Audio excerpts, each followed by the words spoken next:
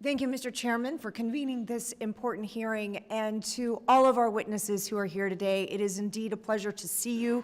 As Florida's former Secretary of State, I appreciate how important your jobs are and how critical your jobs are to American confidence in elections and ensuring that we have free and fair elections in the United States. So thank you to all of you for being here today.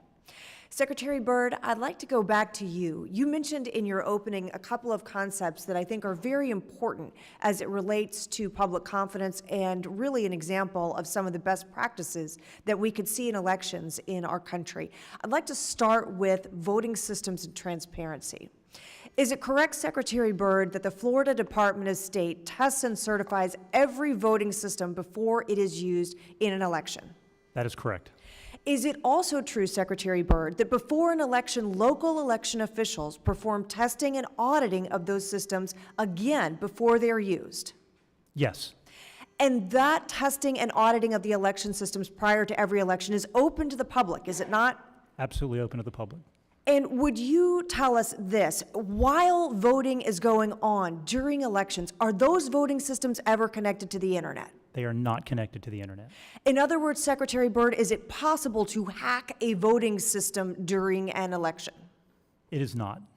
Would you tell us, Secretary, why it is you think that these measures you've just described are important and how they relate to public confidence in elections? Well, everything we do in Florida is to build voter confidence. And while we have 67 counties and 67 supervisors of elections who are independently elected constitutional officers, we have a uniform election code, and it's my job and your former job as the chief elections officer of the state to make sure that we accommodate the needs of our largest county in Miami-Dade and our smallest county in Liberty County, that they can all operate with different resources and funding at the county level, but they also follow the state law.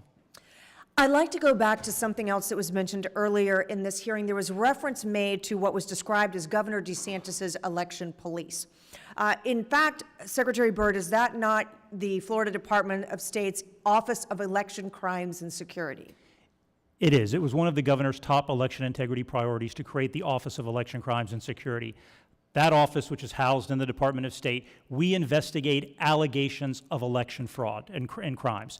And I think it's really important to note that people think, when they think election fraud, they think of the presidential race. Election fraud includes campaign finance violations, voter registration fraud, initiative petition fraud, candidate qualifying fraud. We investigate all of those. And for all of the people who say there is no evidence of non-citizens voting and all of the, come to Florida. We have the evidence because I'm required, my office is required to report it to the governor and the legislature every year.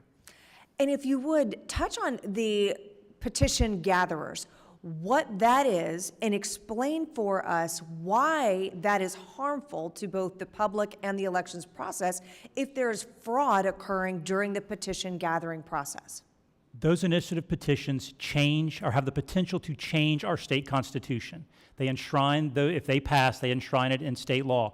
There are organizations and businesses that send people from out of state into the states, pay them to gather signatures. We have victims of felony identity theft. They have come and reported that to us, that their signature has been put that their identity has been stolen, their signature has been placed on a signature petition. We have a duty and obligation to investigate and provide relief to those victims, but also most of the reports of election fraud in Florida are reported by the county elections officials. It is happening, and it is our duty under the law to investigate. And then one of the things, this question I'll direct to all of our secretaries who are here with us today. One of the things that we've heard discussed during this hearing is the Election Observer Program, which Congress administers across the country, and this committee runs that program, and we deploy trained congressional staff and send them around as those observers in elections offices around America. And I would like to hear from each of you on really just a yes or no if your office is prepared and ready to welcome these election observers during this election cycle. We'll start with you, Secretary Byrd. Yes, we welcome them. Proudly. Yes. Of course. Yes. Happy to have them. Right. Thank you all. And with that, Mr. Chairman, I yield back.